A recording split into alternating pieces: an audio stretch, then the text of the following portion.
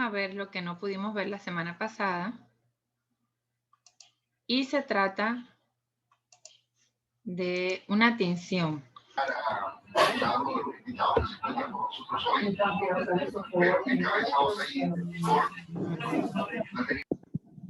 Bien, chicos, entonces, esta tinción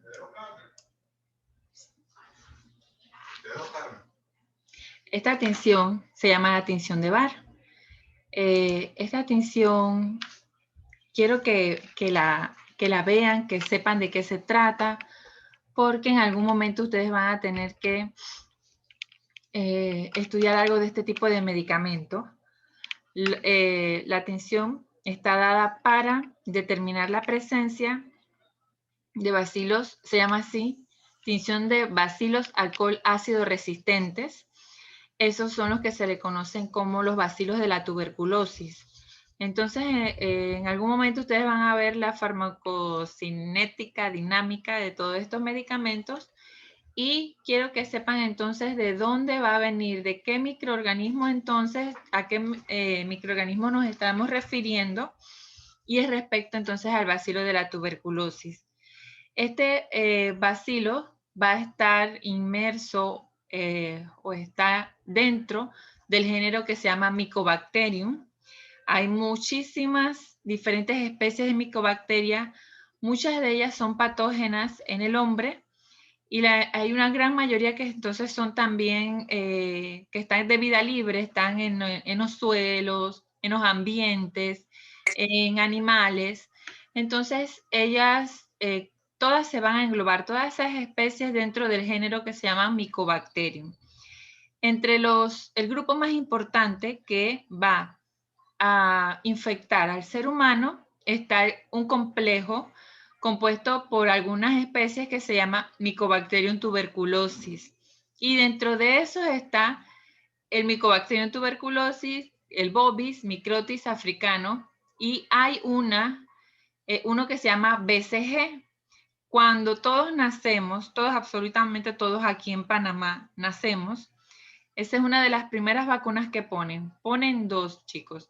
La BCG, que es un bacilo de la tuberculosis que está atenuado, o sea que él no te produce enfermedad, pero sí ayuda al sistema inmune a producir defensas contra esa enfermedad hasta los 5 años. Es una vacuna que funciona desde el momento que se nace hasta más o menos los 5 años, se ha probado. Y la hepatitis B. Esas son las dos vacunas que uno le ponen las enfermeras apenas nacemos. Antes, esta vacuna de la BCG, te la ponían siempre las que he visto, los brazos que he visto, son los brazos izquierdos, y te dejaba como una huella, como una cicatriz en la piel. Ahora últimamente en las personas que veo no tienen esa cicatriz en la piel, que es como así mismo como una cicatriz, como si uno se hubiera caído y te queda permanentemente. Entonces es producto de haberle puesto la vacuna contra la tuberculosis a esas personas. Hay entonces muchísimas micobacterias que se encuentran en el ambiente y el detalle de esto es que cuando las personas tienen el sistema inmunológico bajo por algún tipo de enfermedad, por ejemplo, diabetes, SIDA, leucemias, cáncer, esas micobacterias que están en el ambiente entonces sí pueden causar algún tipo de enfermedad y como el sistema inmune no tiene defensas, entonces pueden causar poco a poco la muerte. Entonces, la tuberculosis es una enfermedad muy antigua. Se conoce entonces que solamente estaba de forma ambiental o era una zoonosis, solamente afectaban a los animales. Pero poco a poco ustedes saben y ya han visto por lo menos con el coronavirus o las influencias que los microorganismos pasan de los animales al hombre, de alguna manera logran ese tropismo, entonces se vuelve entonces una enfermedad ya propiamente de las personas.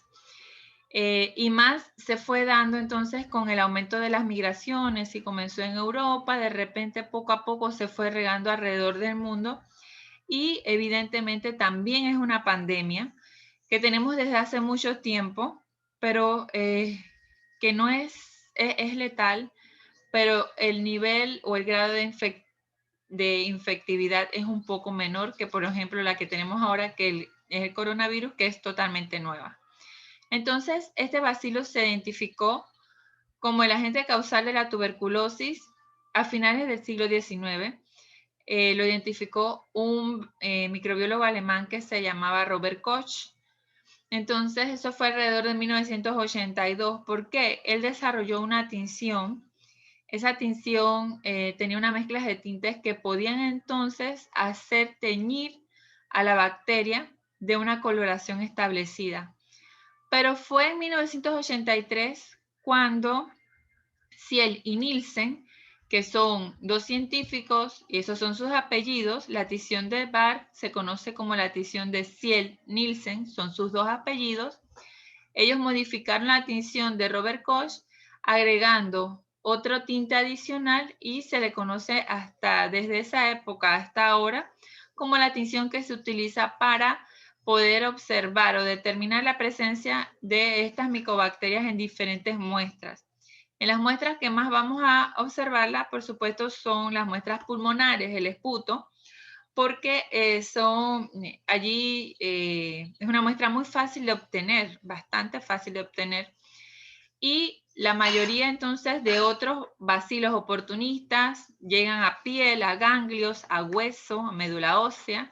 Entonces son unas muestras un poco más difíciles de lograr obtener.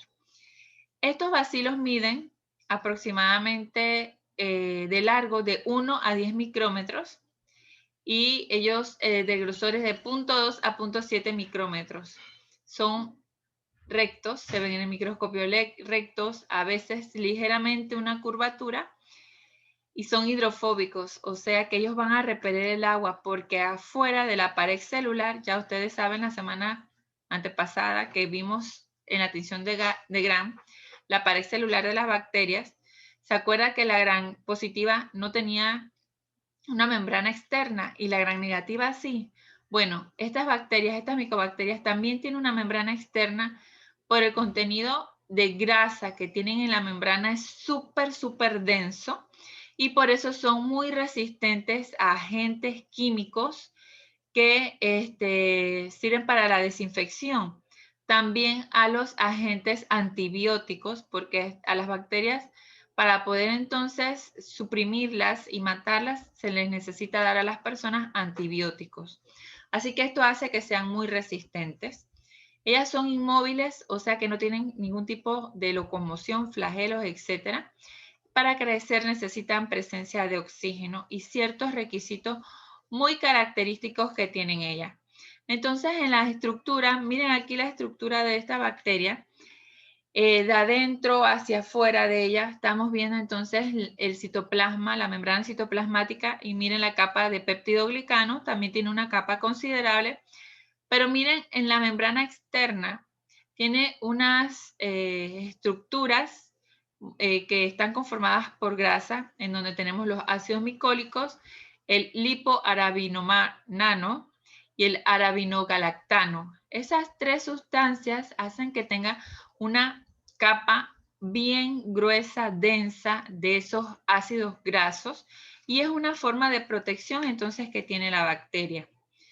En base a la estructura de su membrana externa es que se ha hecho o se ha creado esta tinción para poder entonces hacer que el tinte principal, el que tiña el péptidoglicano, entre a esa pared celular, porque si no se hacen ciertas modificaciones, la capa gruesa de ácidos grasos no va a dejar que el tinte llegue al péptidoglicano y la bacteria no se va a teñir. Entonces, si no la teñimos, ella está allí y si no se tiñe no la podemos ver.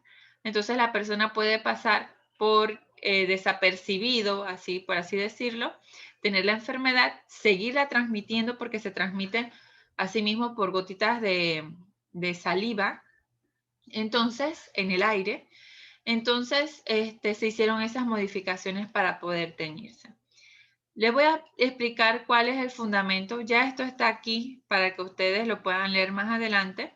El fundamento de la técnica. Les voy a decir que esta tinción tiene 3 componentes. Un tinte que se llama fucsina. Esta fucsina es de color rojo tirando como a rojo vino. Hay una solución de colorante que se llama alcohol ácido. Si se acuerdan, el alcohol acetona se preparaba 50-50, ¿verdad? O sea, mitad y mitad. Una parte de alcohol y una parte de acetona. En este caso, el alcohol ácido se va a preparar 97 partes de alcohol, el alcohol es metílico, etílico, perdón, el etanol, al 95%, y vamos a tener entonces que agregarle 3 partes del ácido clorhídrico, es lo que se utiliza aquí. Por eso se llama alcohol ácido. Lo preparamos de esa forma. Y para poder evidenciar los bacilos que se han teñido de color rojo, que son las únicas sustancias que van a atrapar, o los únicos componentes del frotis o de la muestra que van a atrapar el tinte y a retenerlo, tenemos que tener un fondo de otro color para poderlo ver. Así que el azul de metileno va a hacernos el tinte de contraste para que nosotros podamos ver los bacilos rojos de la tuberculosis sobre el fondo azul de cualquier otra cosa que tenga la muestra, ya sea moco, fibras o células de la defensa como los leucocitos. Así que todo lo demás se va a teñir de azul y lo único que se va a teñir de rojo son los bacilos de la tuberculosis. Si la persona no está enferma, no tiene esos bacilos, entonces toda su muestra, cuando uno la va revisando en el microscopio, en el objetivo de 100X, recuerden el de inmersión, no vamos entonces a ver nada, todo se va a ver azul.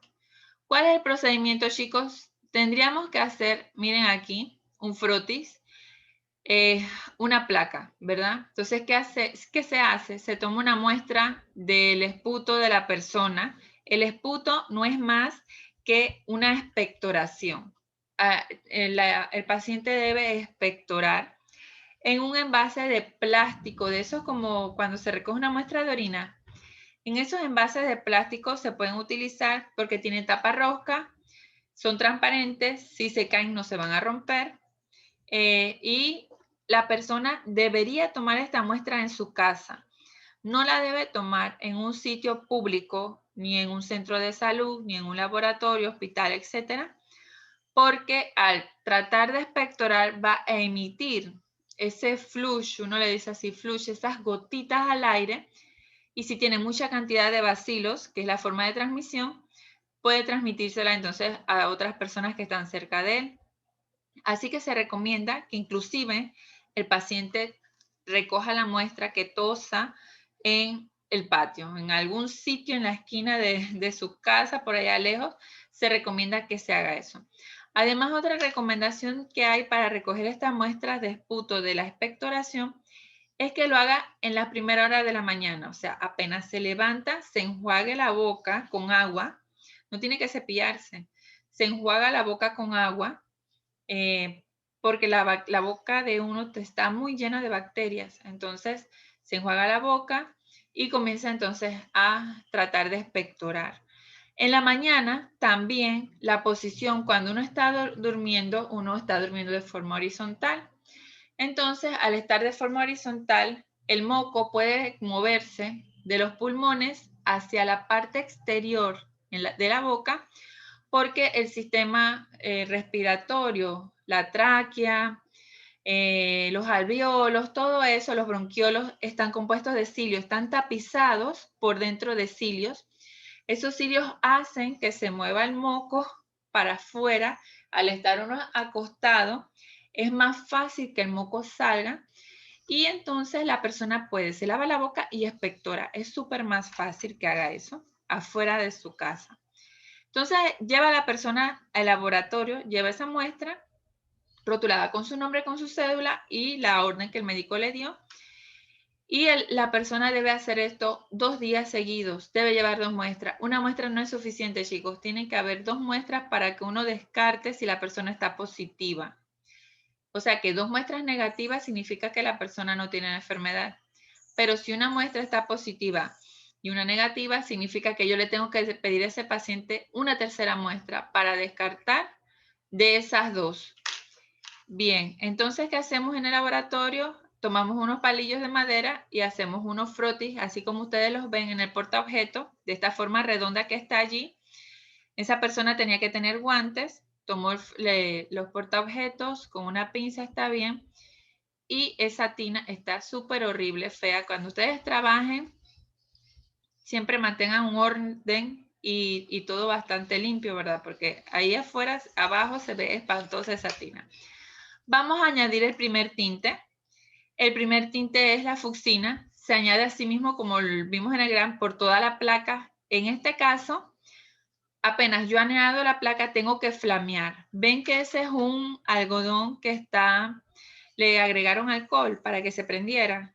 Y entonces él está flameando de una forma no directamente en la placa debajo, sino como pasando por todas las placas.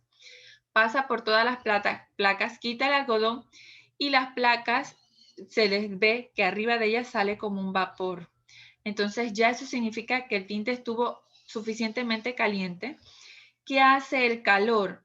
Hace que se abra la capa, esta que vemos aquí gruesa, de los ácidos micólicos. El calor forma unos poros y al formar los poros, también el calor hace que la grasa como que se desvanezca un poco. Y el tinte de la fucsina, que es el primer tinte rojo que vieron allí, ingresa directamente al peptidoglicano. De esa forma le damos 5 minutos, no flameando, sino a partir del flameado 5 minutos para que se tiña. La capa de la grasa que está fuera de la micobacteria, al no tener más calor, se va a volver a endurecer al enfriarse. Así que el tinte va a quedar atrapado allí en el peptidoglicano.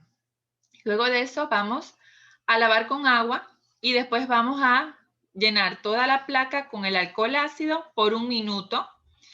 Lavamos con agua, después entonces le agregamos el tinte de contraste que es el azul de metileno y lavamos 1 minuto también. Lavamos la placa entonces también y nos queda así. Tenemos entonces que colocarlas, ustedes saben, de forma no tan vertical, sino un poquito oblicuas para que escurran y las observamos en el microscopio. Se observa entonces, se enfoca en objetivo de 10 como todas las placas y después se va a reportar en objetivos de 100X con aceite de inmersión. ¿Cómo es el reporte? Chicos, el reporte aquí vamos a hacerlo de la siguiente forma. Se hace de la siguiente forma. Y se cuentan 100 campos. O sea que uno tiene que ver bastante extensión de la placa para contar 100 campos. Lo que hacemos nosotros en el laboratorio es hacer un cuadriculado de 10 por 10. 10 cuadritos de filas y 10 cuadritos de columna y ahí tenemos 100. Y cuando vamos subiendo y bajando la placa, son diferentes campos que vamos a ir llenando a mano en esos cuadritos.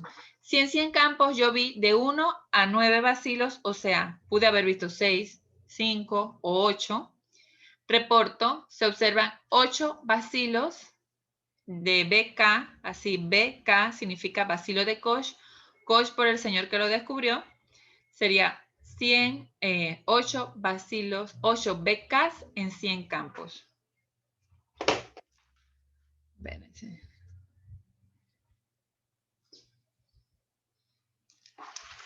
Así. Ay, Dios, ni sé si lo ven. Así, chicos. 8 BKs en 100 campos. Claro, si paso los 100 campos y no veo ninguno, entonces se pone, no se observó bar. O sea, no hubo ningún bacilo alcohol ácido resistente. Ya todo el mundo sabe que uno vio 100 campos. Si yo en 100 campos veo de 10 a 99 bacilos, o sea que veo 60 bacilos, ¿cómo lo reporto? No el número, sino se observó bar una cruz. Ahí le digo al médico que estoy viendo de 10 a 99 bacilos. Si voy contando y cuento en otro paciente 100 campos y le estoy contando entre 100 y 999 bacilos, le escribo al médico, se observó bar 2 cruces. Él sabe que había de entre 100 a 999 bacilos. Si yo conté 600, no le voy a poner eso a médico, le pongo se observó bardos cruces. Y si ya en mi cuenta veo más de 1000 bacilos, eso es cuando por lo menos uno está contando y ve en cada cuadrito del cuadriculado, ve 10, 20, 50, 30, ya uno los cuenta y están, todo el campo está rojo. Más de 1000 bacilos en 100 campos es bar 3 cruces. ¿Qué significa todo esto, chicos? Estas cruces que les estoy diciendo aquí, que a medida que hay más cantidad de cruces, significa que la persona no ha recibido tratamiento médico, no ha recibido ningún medicamento, ningún antibiótico, no ha atendido con el médico.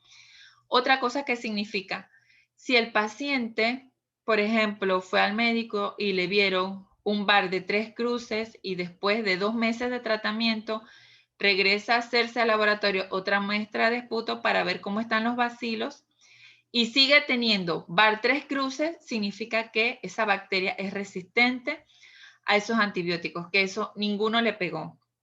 En cambio, si la persona tenía 3 cruces o 2 y en el siguiente tinción de bar tiene una cruz o de 1 a 9 bacilos, significa que ese tratamiento sí está dando entonces resultado.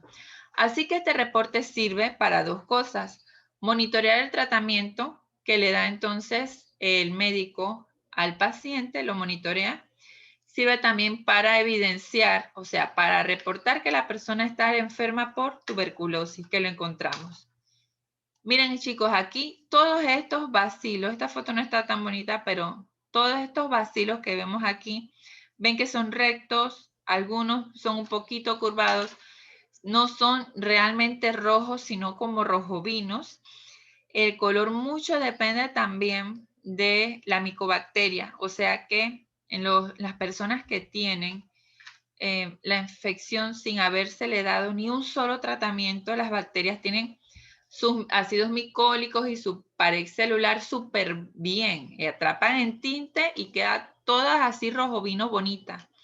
Pero aquellas bacterias que poco a poco se le van a ir dando antibióticos, esos antibióticos golpean la pared celular, le pegan a la pared celular de la bacteria para matarla, no retienen el tinte y por eso algunos se ven rojos, un poquito rojo vinos, los colores medio feos, pero igual se van a ver rojas si están presentes. ¿Qué tenemos que hacer nosotros en el laboratorio? Para reportar bien, entonces, esta bacteria, tenemos que tener ciertos requerimientos que deberíamos hacer nosotros. Por ejemplo, filtrar los tintes. Los tintes, como toda sustancia que está compuesta, está preparada, puede entonces formarse grumos y precipitar los grumos en el mismo preparado. Y cuando uno agrega eso en la placa, esos grumos pueden entonces quedarse pegados en el frotis y si nosotros lo vemos nos van a confundir. Así que hay que filtrar siempre los tintes. Hay que utilizar cada vez que uno tiene un paciente. Ajá.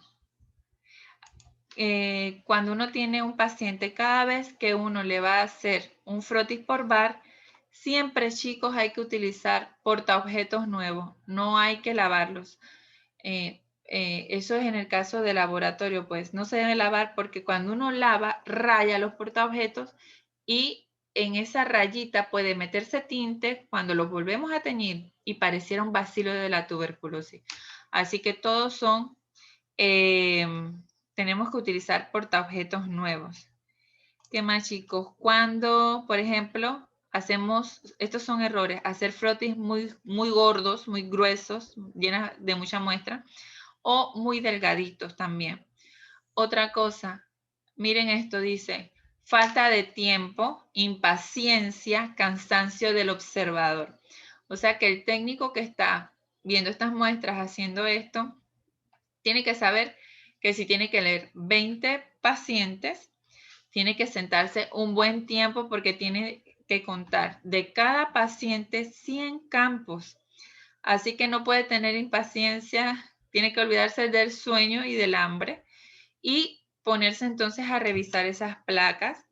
Y también otra cosa es la experiencia que tenga el operador, o sea, la persona que va a revisar el frotis no puede estar dejando pasar desapercibidos bacilos, porque ustedes vieron en el reporte que podía haber de un bacilo a más de 1000 bacilos.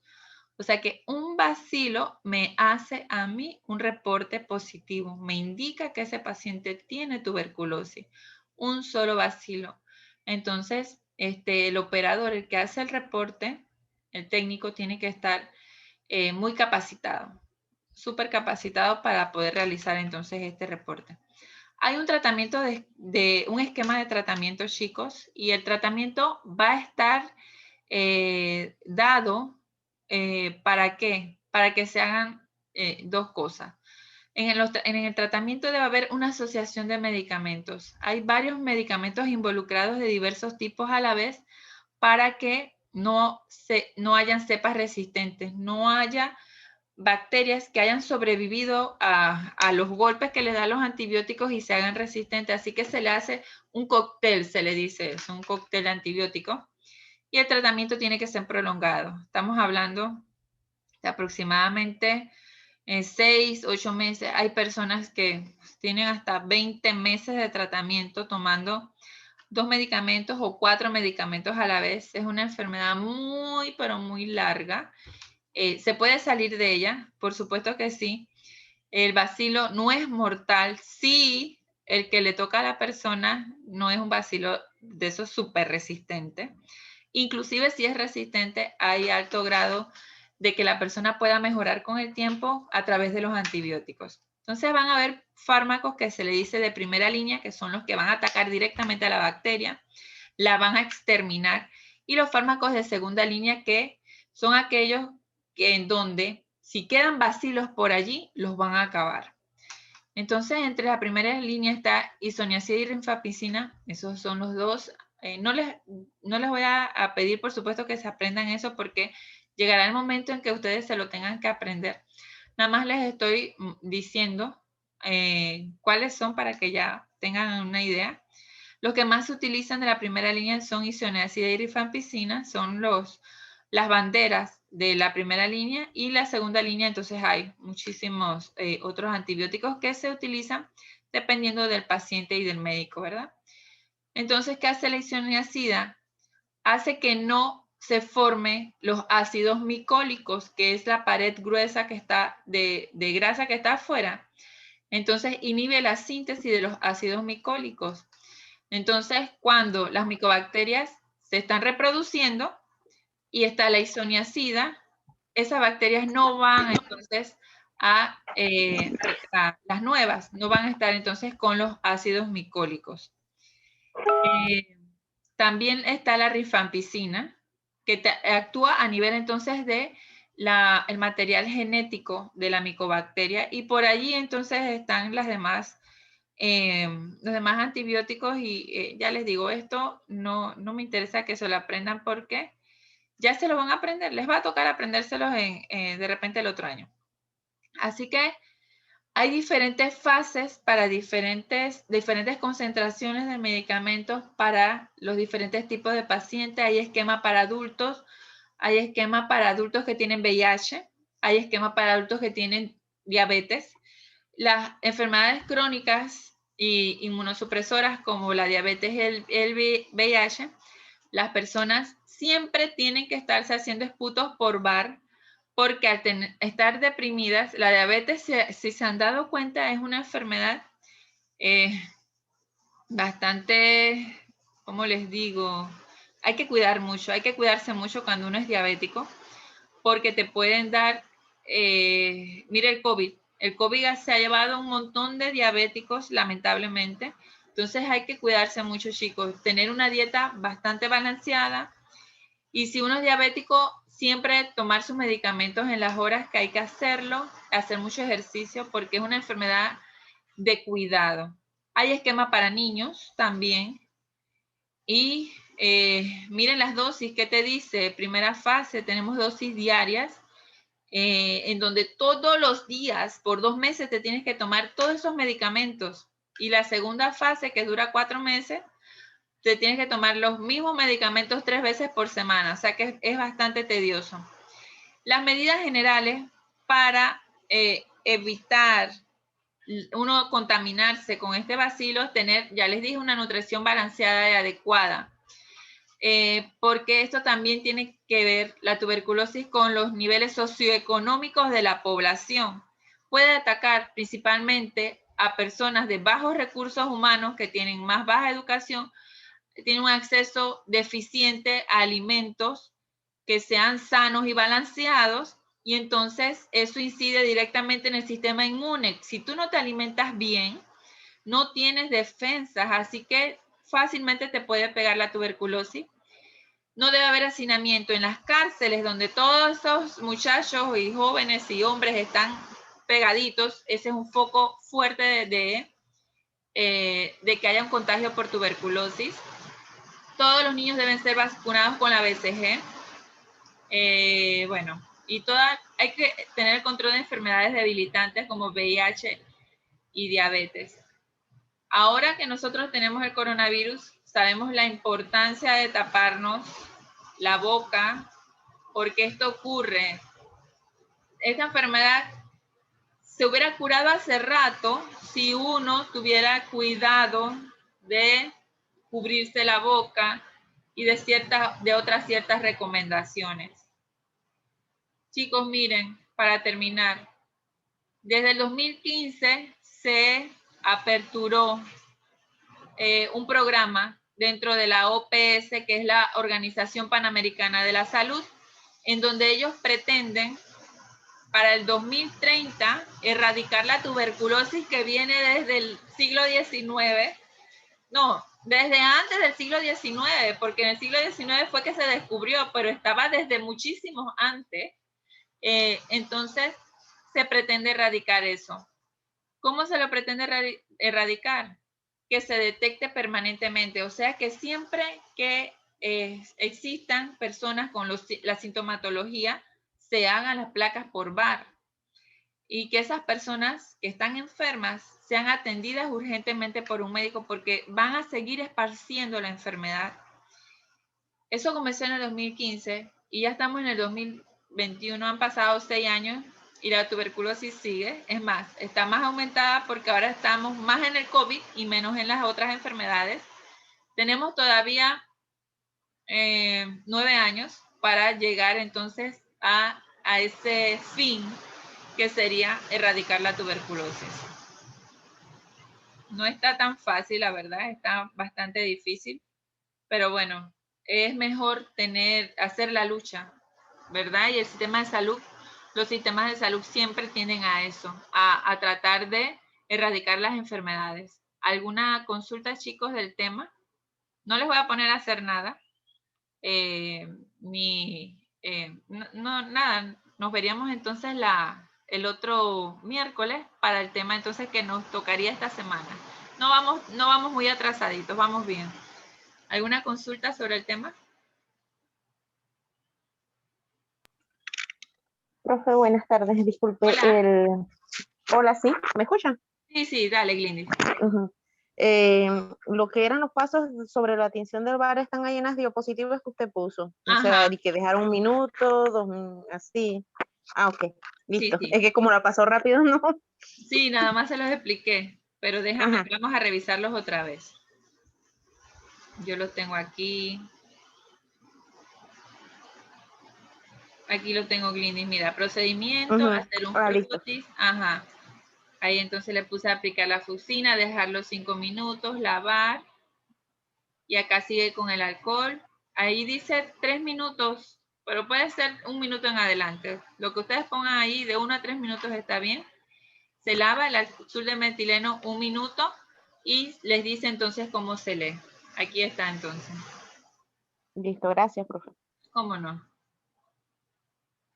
¿Alguna otra consulta, chicos?